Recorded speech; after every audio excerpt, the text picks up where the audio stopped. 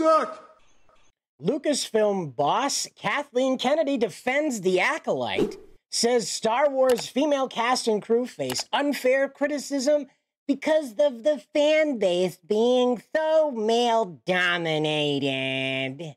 I know what Kathleen Kennedy sounds like, but that's what she sounds like in my head. Like that monster from Monsters Inc. You forgot to file your paperwork. That's what she sounds like to me, all right? That's what I hear in my head.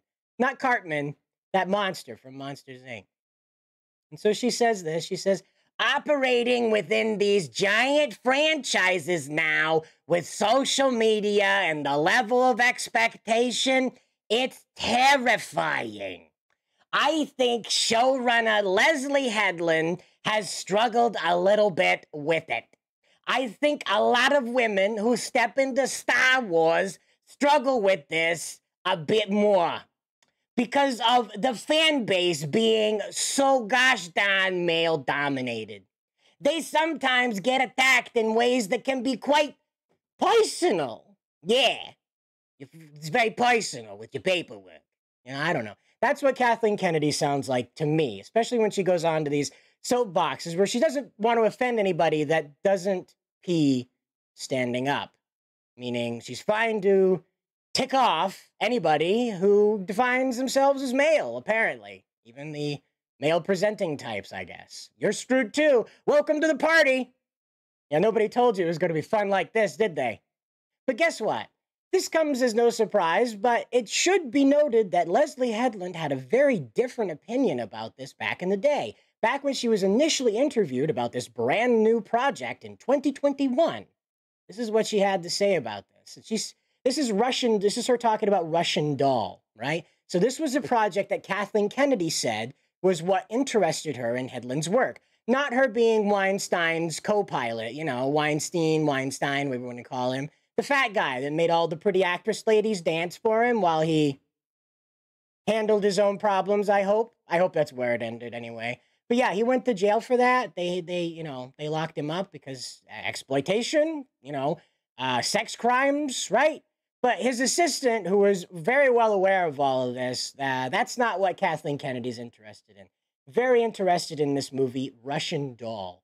And so this is what Leslie's explaining, hiring people to work in this this male-dominated sphere, right? So she's explaining this. So she says, for example, on Russian Doll, we ended up having an all-female writer's room. But I don't know if that was really something that we said at the front. Quote, we're only going to hire women, unquote. I think when you have a dictate like that, you're closing your mind to, again, people that are going to challenge your particular artistic point of view. Because she said earlier in this interview she did not want her ideology challenged. Now, let's go on a little further with what she had to say about this. She says, listen, I relate to male characters all the time. Like, I root for Mando. Like, I root for Luke. I like deeply, well, not sure how much I care about Han Solo anymore. When I was, like, really little, I liked him.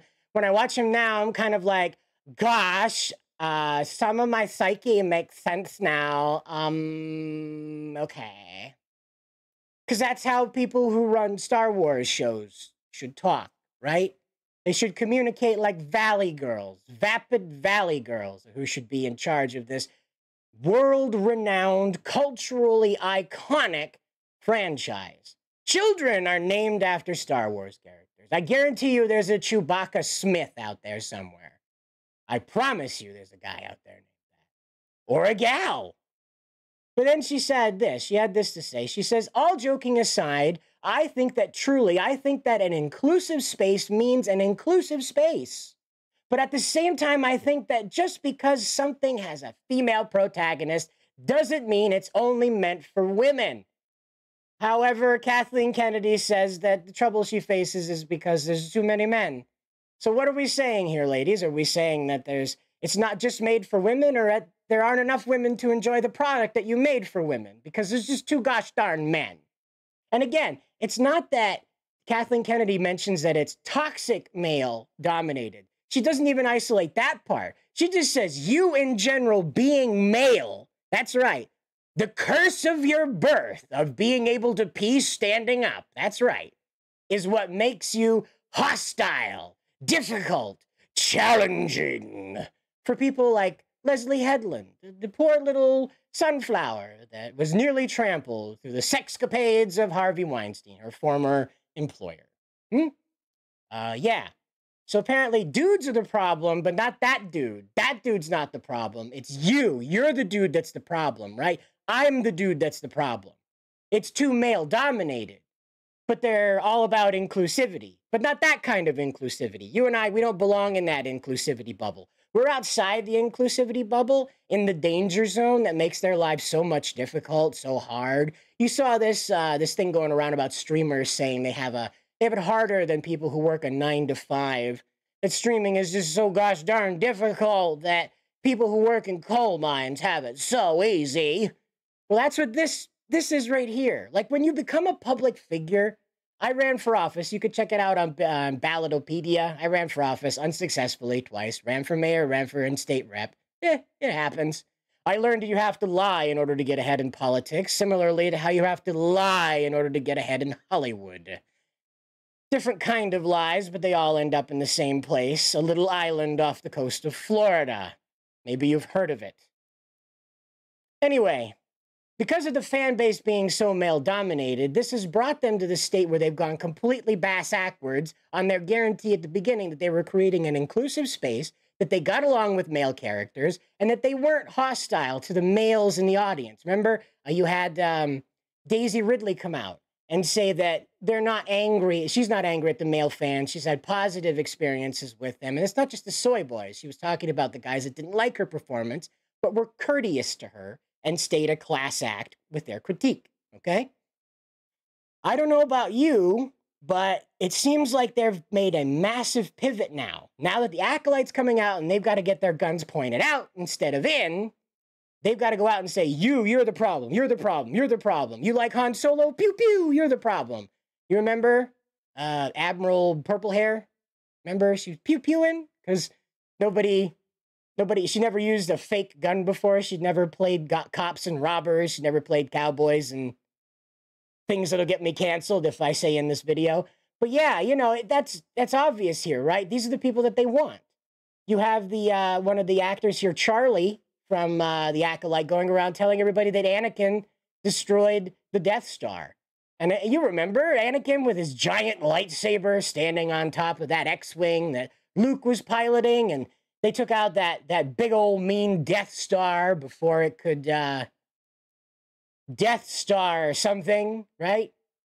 My favorite thing about all of this is that they admitted this during Star Wars Celebration last year, that they're deliberately hiring people that have no footing in the Star Wars universe.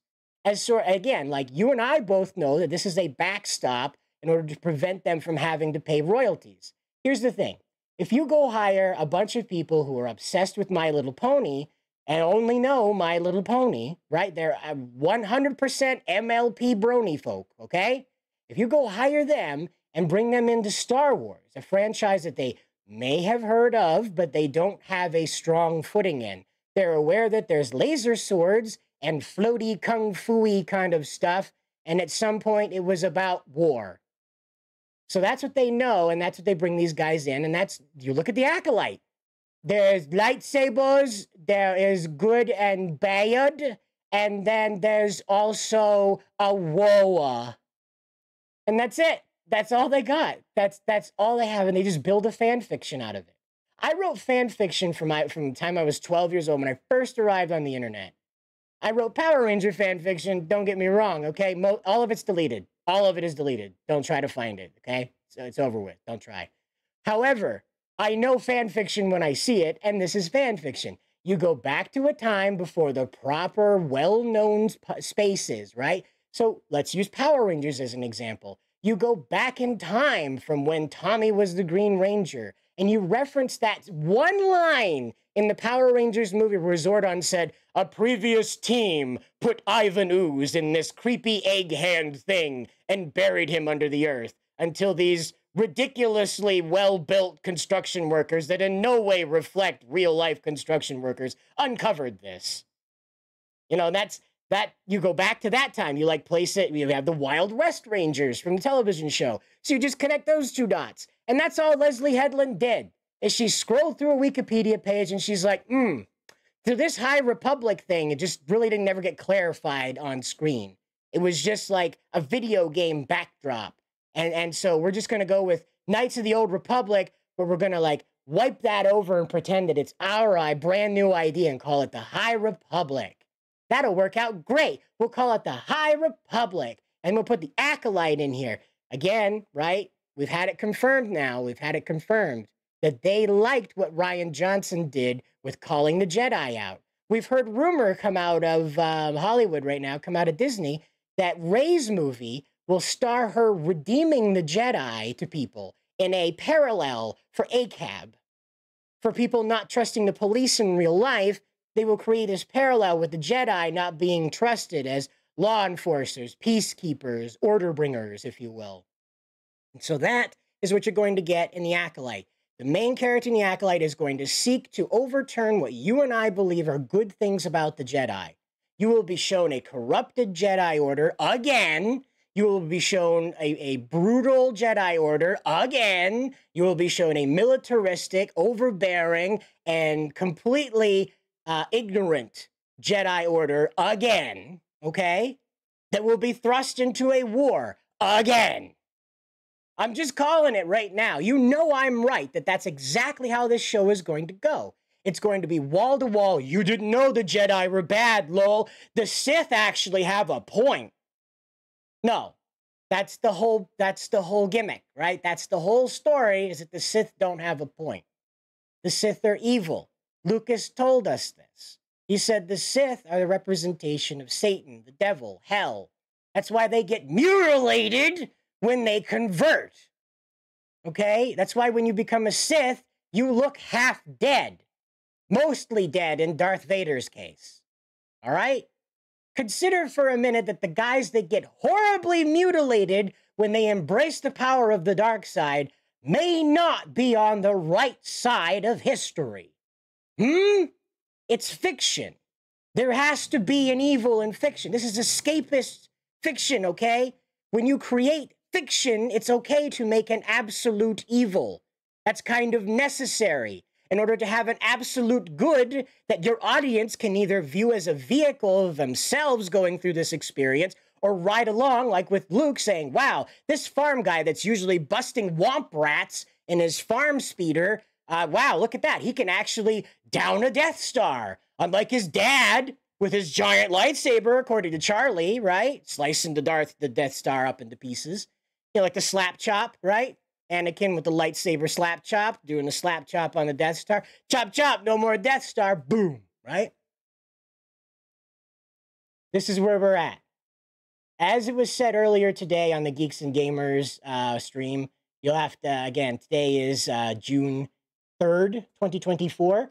Feel free to go back to the Geeks and Gamers stream over on the Geeks and Gamers channel and check out Gary's appearance there with Ryan Kinnell. They were referencing this. And I want to quote Gary directly, and he says this. He says, if you're watching Star Wars now, watch it as a joke. That's all it is now. Watch it to laugh at what they've just pulled out of their asses. Now, Gary is a lifelong Star Wars fan. We know this. He's talked about it to no end. He's a guy that really enjoys this franchise, maybe not as much as Doctor Who, but he's very invested in it nonetheless. You can trust what he's saying on this. That the Acolyte is simply going to be Clown World with, like, rave sticks, I guess. You know, not lightsabers. They're going to be dancing around with these things. Be prepared for, like, a break-dancing Sith person, you know? I can't wait for the double-ended lightsaber head spin attack, you know? With, like, the break beat. Da, da, da, da, da, da, da. I got it wrong. That was The Simpsons. I'm sorry. I'm going to stop the video now.